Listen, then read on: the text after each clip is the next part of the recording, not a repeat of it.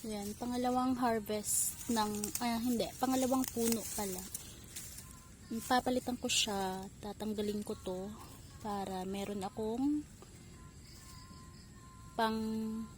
panlagay sa swamp fertilizer. Meron ako ditong luyang dilaw. Yan, lumabas na yung laman niya. Ito, try ko siyang bunutin. 5 months old, maliliit pa ang laman. Try ko lang.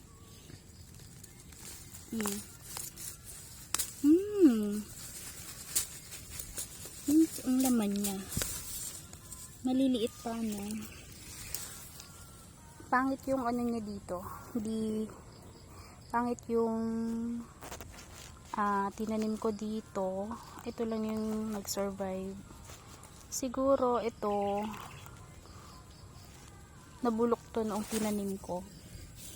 At ngayon meron na akong swamp fertilizer na kasama ibaba dito. Binubunot ko yung mga maliliit na puno. Ito parang ano din to payat. Payat ang ano niya, puno. Siguro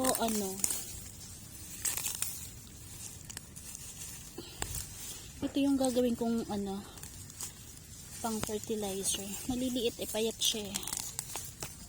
Ayan tignan nyo, walang laman. Maliliit lang ang laman. Malaki na yung guyabano. Malaki na yung guyabano dito. Kailangan linisin. Tsaka dapat may aral. Malungkot siya.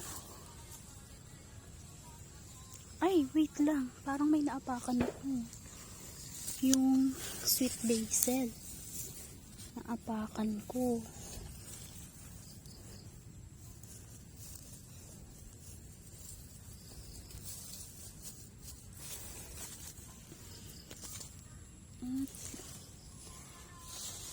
Ihalo ko na to siya sa swamp fertilizer. Dahil bumili ako kanina ng malaking balde. Tapos itong tangkay naman neto, gagawin ko ulit punla. Yan. Yan yung mga binubulok kong ang tawag dito, mga damo. Yan. Sa 5 months old na kamuting kahoy, ganito lang pala siya kaliliit. At ito, nasaan na yung kaninang hawak ko? Baka naiwan.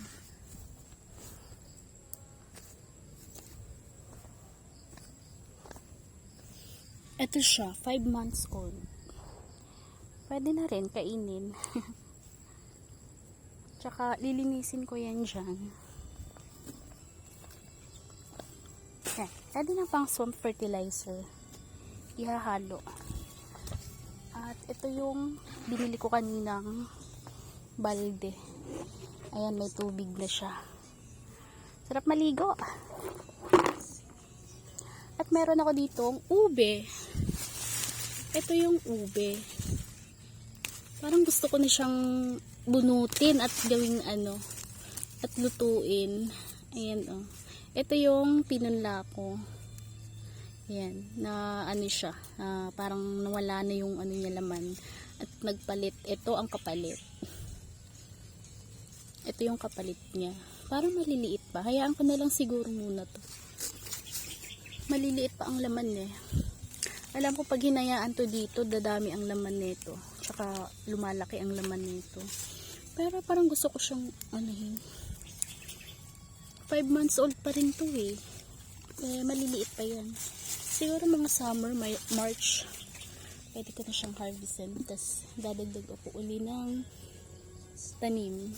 Meron akong tanim dyan, pero hindi ko alam kung nabuhay.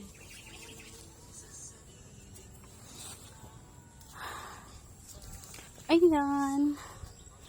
Try uli ako ng iba para malinis ko na siya.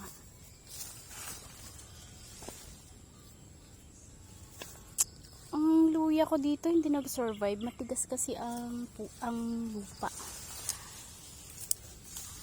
Ito, hindi ko alam kung ano na ang ano neto, laman.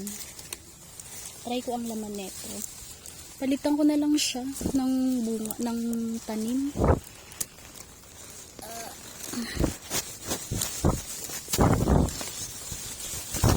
Oops, parang lumalagotok yung mga ano. Maliliit lang nga. Okay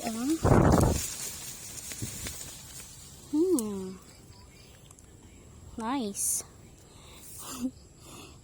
Nice yung laman niya kasi tinambakan ko siya ng lupa. At eto.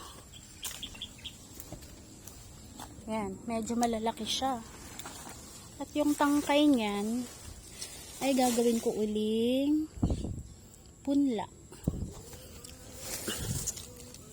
Laki Okay siya Isa dito. Ito kasi, yung puno nito, nilagyan ko ng lupa.